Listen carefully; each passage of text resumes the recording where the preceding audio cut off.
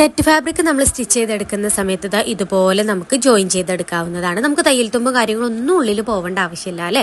നമുക്ക് ഹൈഡ് ചെയ്തെടുക്കേണ്ട ആവശ്യങ്ങളൊന്നും വരുന്നില്ല. ഇതുപോലെ ഒരൊറ്റ സ്റ്റിച്ച് നമ്മൾ നല്ല സ്ട്രോങ് ആയിട്ട് കൊടുത്താൽ മതി. ഇതെവിടെ ഇങ്ങനെ ഇതുപോലെ നമ്മൾ കെട്ടിട്ട് അവസാനിപ്പിക്കാം. പിന്നെ നമുക്ക് എക്സ്ട്രാ ഉള്ള ആ ഒരു തയ്യൽ തുമ്പും കാര്യങ്ങളും ഒക്കെ കട്ട് ചെയ്ത് മാറ്റിയതിന് ശേഷം നമുക്ക് ഈ പീസുകളെയൊക്കെ മാറ്റി വെക്കാം. അതിനുശേഷം പിന്നത്തെ നമ്മുടെ ലൈനിങ് ഏതാ വരുന്നത്? ക്രേപ്പ് അല്ലെങ്കിൽ സാറ്റിനാണ് വരിക അല്ലേ. അപ്പോൾ സാറ്റിന് അല്ലെങ്കിൽ ക്രേപ്പൊക്കെ നമ്മൾ സ്റ്റിച്ച് ചെയ്തെടുക്കുന്ന സമയത്ത് നൂലുകൾ വലിഞ്ഞു പോരാതിരിക്കാൻ വേണ്ടിയിട്ട് ആദ്യം ചീത്ത വശങ്ങൾ ഒരുമിച്ച് വെച്ചിട്ട് ജസ്റ്റ് ഒരു സ്റ്റിച്ച് കൊടുക്കുക.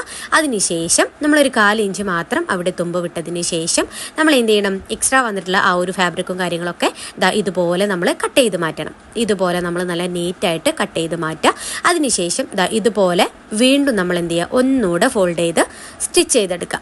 അപ്പോൾ ഇങ്ങനെ ആവുന്ന സമയത്ത് നമുക്ക് തയ്യൽ തുമ്പക്കുള്ളിൽ പോയിട്ട് നല്ല നീറ്റോട് കൂടിയിട്ട് തന്നെ നമ്മുടെ സാറ്റിൻ ഫാബ്രിക്കിനെ കിട്ടുന്നതാണ്.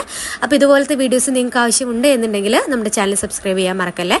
കൂടെ തന്നെ നമ്മുടെ ഫ്രോക്കിൻ്റെ ക്ലാസ്സിലേക്ക് ജോയിൻ ആവാൻ താല്പര്യമുണ്ട് എന്നുണ്ടെങ്കിൽ സ്ക്രീനിൽ കാണുന്ന നമ്പറിൽ ജസ്റ്റ് ഒന്ന് വാട്സപ്പ് ചെയ്താൽ മതി.